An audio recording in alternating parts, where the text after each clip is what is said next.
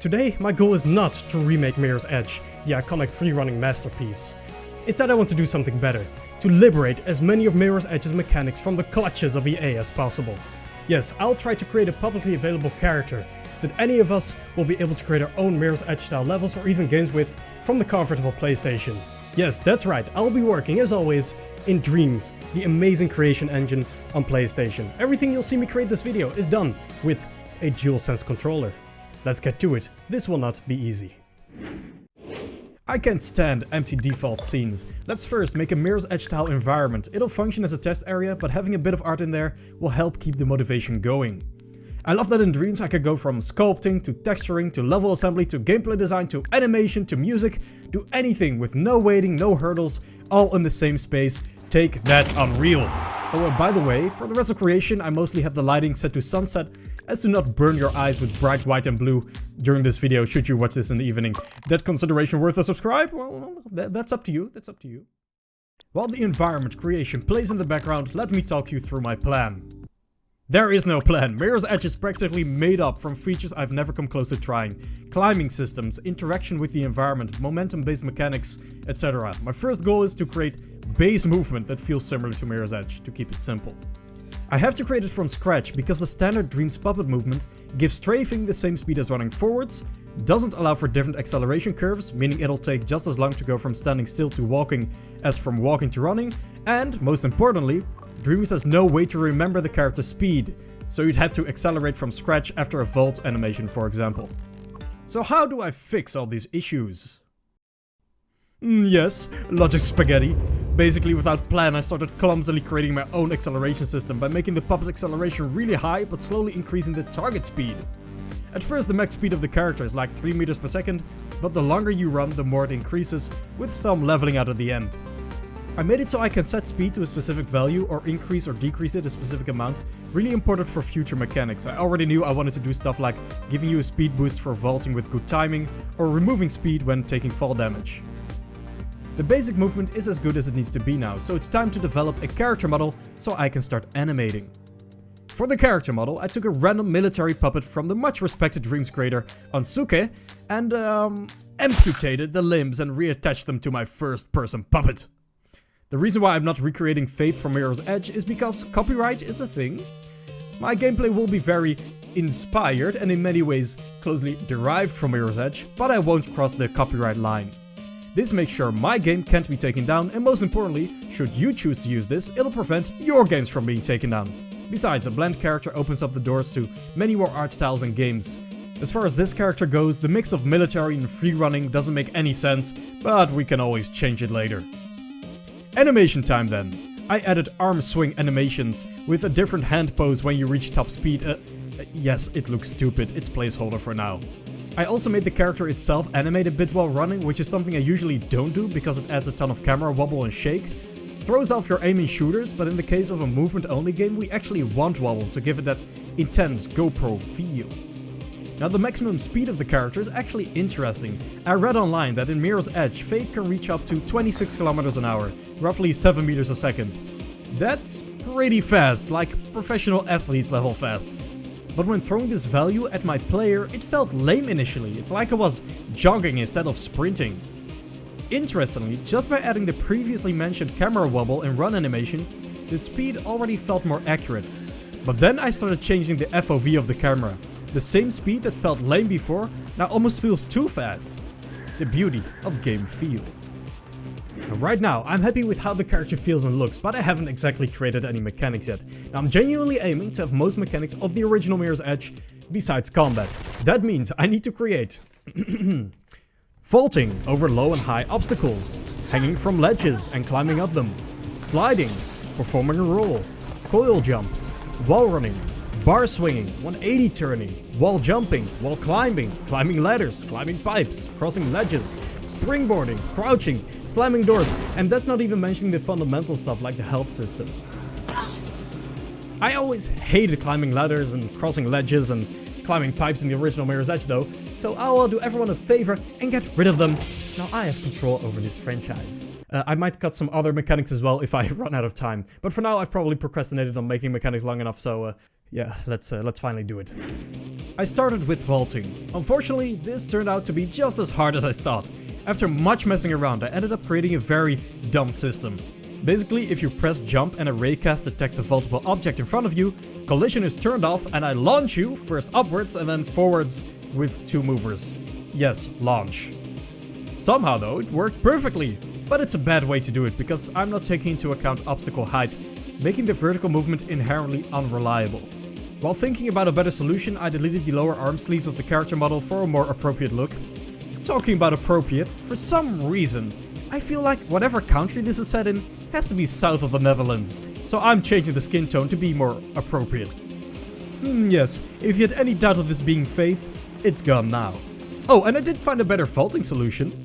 I would keep the 2 stages, but for the initial vertical leap, I simply take the Y coordinates of the vaultable object using a raycast and force the player to move to that height.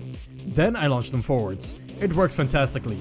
Also proud of the animation I made, it feels so smooth for how rough the logic is. These sorts of logic wins and dreams make me feel alive. By proving that moving the player vertically to a detected height is a viable solution, I opened up a world of possibilities for myself. Anyway, with regained confidence, I moved directly to fence vaults, a challenge that I initially didn't know if I was up for at all. But now I'm approaching flow state. I took the exact same system as the low vaults, even part of the animation, but stops all momentum during the vertical climb, so it really feels like you move up first and forwards second. Animations are still a bit janky, but for now I care more about gameplay. Next up, rolling. This wasn't a challenge because of logic, but predictably because of animation. Making a smooth first-person roll, as it turns out, is very difficult. Attempt 1. Startery, nauseating. Attempt 2. A laughable stop-motion animation. Clearly something was not right with the way I was animating. Then it occurred to me, during rolls, the entire puppet logic system will move forwards. This means that to avoid jolts in the animation, the head or camera of the puppet should stay in the center and rotate 90 degrees each of the 4 stages of the roll animation. Boom, this fixed it. Now throw some polish on top and a health system that damages you when you take large impacts without rolling, and we basically have a playable game now. Of course, there's a lot more to get to, so I'll accelerate. Mechanic 5, coil jump. I've always loved how tense jumps can become with the ability to pull up your legs. But creating this nearly broke me, because I couldn't find a way to move the puppet base upwards. Eventually I just gave the entire character a slight upwards boost, but it has some jank to it and I haven't found a perfect solution yet. Mechanic 6, vaults while falling. Basically I want you to be able to vault over objects even if you mistimed your jump or jumped at a vaultable object from a larger distance. Some Borg logic. We done. Next. Mechanic 7, plummeting to your death. When falling from a great height, you'll enter a doomed state, resulting in an intense screen effect, and upon death you get a black screen with a nice crunch sound. Tasteful. Mechanic 8, wall running. I've made wall running mechanics before in FPS context, but Titanfall style wall running is very different from the very physical feeling wall run of Mirror's Edge. I ended up using a mover to push you forward and animating it from a slightly upwards to downwards tilted position, giving you that feeling of running up a wall and sliding down as you lose speed. Mechanic 9, 180 turning. I hated working on this, not because it was difficult, but because every bug in my logic resulted in frigging Bromtol simulator. During wall runs, I deactivate the 180 logic and make you look to the side instead, allowing you to jump sideways from the wall. It took some time to get the speed and angle right, but the end result is really satisfying to chain wall runs with. Mechanic 10, wall climbing. Essentially works the same as wall running, but I first move you directly up and then down. Next, Mechanic 11. One of the things I dreaded the most, ledge grabs. What makes it annoying is the two-phase nature of this mechanic. First hang and then climb up.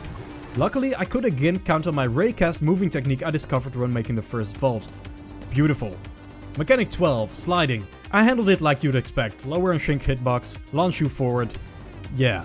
Mechanic 13, crouching. I made sure to lower and shrink the hitbox in the same amount of sliding so you can transition to crouch from a slide.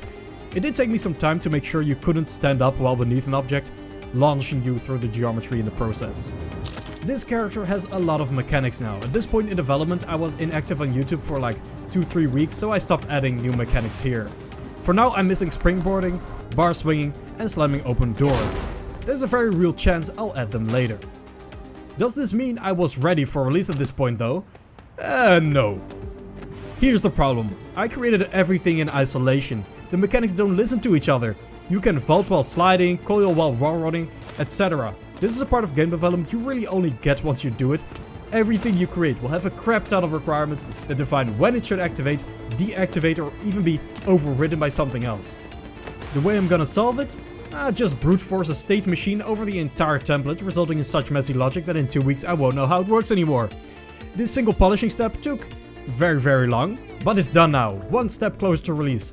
Next, I created a showcase scene to test this character some more and send out a nice tease on Twitter. Marketing is the most important step of development, folks. Now, I really want to make a game with this character, but I'm not able to fit that in this video as well. If you want to see me make a parkour game in the future, just comment below. As you can see, the character ended up working quite well. I'm really happy with how this turned out. The showcase scene looks too much like Mirror's Edge for me to comfortably release it in Dreams though, so instead I made a tutorial level for people to play. I went for a kind of surreal modern architecture feeling like the Gauntlet from Titanfall 2. By releasing it as remixable, creators can add it to their game and won't have to create a tutorial sequence explaining the mechanics each time. Sadly, not everyone has played Mirror's Edge. The last part of development was just cleaning up the character, adding a bit of logic documentation, and creating a cool thumbnail. With those all done, I released my character into the wild. So here we have it, an actual Mirror's Edge style gameplay system in Dreams. Now it's not perfect of course, I'm missing some of the more dynamic animations and of course the earlier mentioned mechanics, but overall I'm super happy with how this turned out. If you want to make your own games using this or your own levels, I've left a link in the description below. You can of course also just find it in Dreams. Now if you want to see more of these kinds of videos, you know what to do. Subscribe. I meant subscribe. Thank you for watching, I'll see you around. Peace.